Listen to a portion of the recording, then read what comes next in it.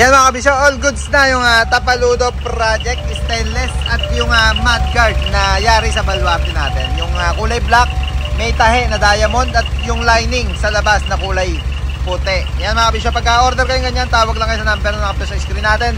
At syempre, COD tayo. Pakita ko yung gawing driver side na Tapaludo. Bossing, thank you. Ito yung gawing driver side mga kabisyo. Syempre stainless din at yung mudguard nya na diamond stitches design na black and white concept. Pakita ko lang tong bagong pasok sa baluarte natin, unit ni sa JC ng Malolos. Eto, grabe namang unit to. Yan, yung likod niya kasi okay na mga kabisyo, all goods na. May side grill na, Tapaludo, may hagdan na, naka aluminum siding, extension nung siding niya sa taas mga kabisyo, all goods na. Kaya sabi ni Sir JC, yung harapan ang pagpukusan natin. Dito tayo magdadagdag na accessories mga kabisyo. Siyempre, papakita ko rin naman to sa inyo pagka all goods na.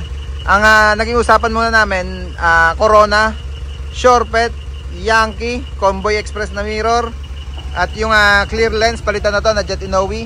Bumper, robotic, or ito lang gamitin. Depende kung babagay yung robotic mga kabisyo. Meron tayo ditong stock.